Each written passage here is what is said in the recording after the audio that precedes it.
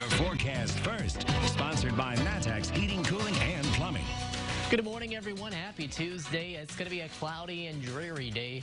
This morning, we had to start out with a lot of the fog, and that's going to be around for quite a few of us. No rain, though, showing up over central Illinois. At the very far left side of your screen, maybe you can start to see a few of those raindrops that are falling across parts of Iowa and right now in Missouri. Those are going to be heading our way as we go later into the morning.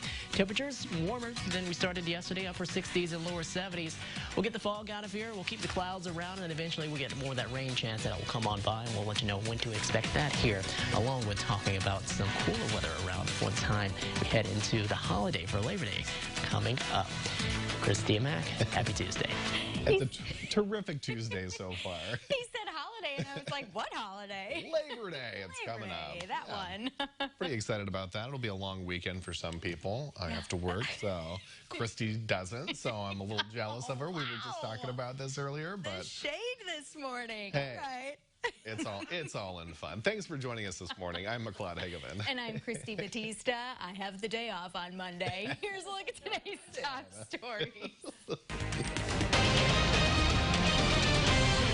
Well, one mother is remembering her daughter after she died from drug addiction. WCIA 3's Jennifer Jensen shows us how it's impacted her life.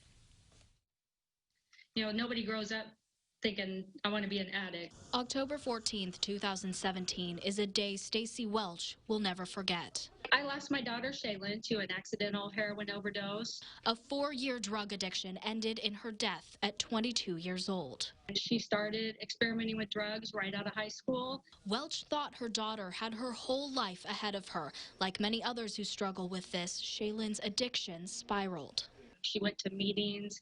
She did everything she could to try to get clean, but she just couldn't do it. The CDC recognized opioid abuse as a national epidemic. In the U.S., 128 people die every day from overdoses. Welch watched her daughter battle her addiction and didn't know what to do to help her. You never think it's going to happen to your kid. I said that. I was guilty of that. That's why she shares her daughter's story, so people can understand the pain and hopefully be more aware of how they can help support others who are struggling through addiction. Overdose Awareness Day is a day that we can come out and say, you know, we loved the person that passed away. We are struggling. We have struggled through the whole thing, but don't judge us for that. Let go of the stigma, let go of, you know, the judgment, and have compassion for the people that are going through these situations. Reporting, I'm Jennifer Jensen, WCIA 3, your local news leader. And in 2018, there were more than 67,000 drug overdose deaths in the U.S. There are resources here in central Illinois for people going through addiction. Some of those include health departments and Rosecrans substance abuse and mental health treatment. We can direct you to those on WCIA.com. We got some sun out there for a few of us. We got fog in other spots right now. Now, you can see currently in Coles County, Charleston at least starting to see more of that sunshine rising up, and we're going to see a little more of that sunshine too in Mattoon here soon. But Champaign, Gibson City, this is how our day is going to start with the fog, and it's pretty dense too in some spots. Storm Tracker Doppler, things dry here across central Illinois, but we have a better chance of rain today with this wave that's going to be coming on through. Now, the complex farther south is a lot more widespread, and it does look to provide a lot of beneficial rainfall. It'd be nice to see that, but we'll try to get what we can take out of this little guy right here. That's going to be pushing on into the area. That mainly will be late into the morning and heading on into the afternoon. As far as temperatures right now, out ahead of it, upper 60s, some lower 60s farther south in Effingham right now at 63 degrees. Will be a foggy start for many of us. We'll keep the fog around at least for the next 2 to 3 hours before that lifts. We'll see clouds around with the rain that is expected to be here and on the way. We'll have a late week cool down though by the time we head into our Friday as things start to cool down up ahead of that holiday weekend. More details on that coming up here in a bit. Mac? All right, thank you, Adam. Well, hundreds of protesters took to the streets at the ULFI, and there were many familiar faces. The football team led the protest with other student athletes, staff members, and community members joining in the efforts. The group marched from Grange Grove to the Champaign Police Department, where they kneeled to honor victims of police brutality. Hopefully, we have a bunch of different skin tones out here, different people who come from different backgrounds. And that's the goal of this all together, to unify. Illini football's Kendrick Green says it meant a lot to see community members and athletes from other teams come out to support this cause We'll hear from more athletes coming up in sports. Dozens of U of I students are being investigated for breaking COVID-19 rules. University officials say roughly 100 students are accused of violating quarantine orders or hosting large parties. 2 students and 1 fraternity, Pi Kappa Phi, face punishment. Both Champaign and Urbana have issued emergency orders to fight the spread of COVID-19. Partygoers and hosts who don't follow social distancing rules can be fined up to $750 per day. Champaign County has 49 new cases, putting the county above 500 active. But there is some good news. The positivity rate is well below 1%.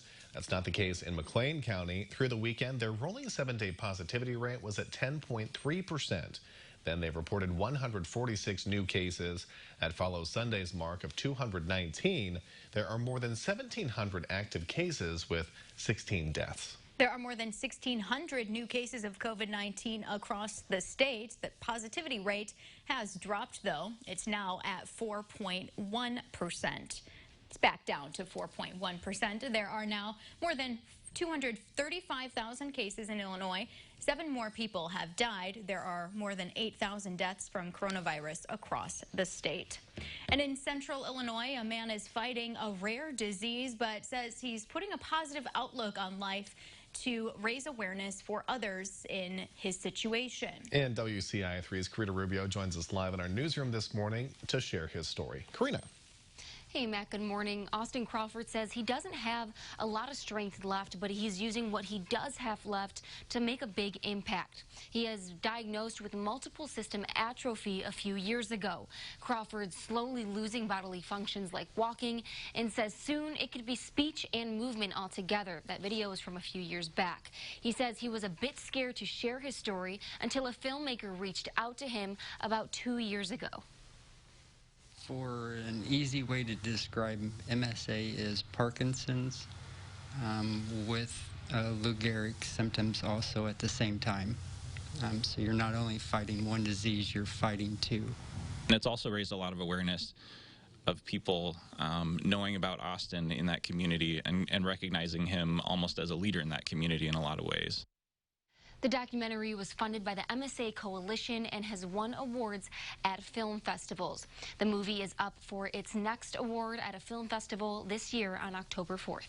Live in the newsroom, Karina Rubio, WCIA3, your local news leader.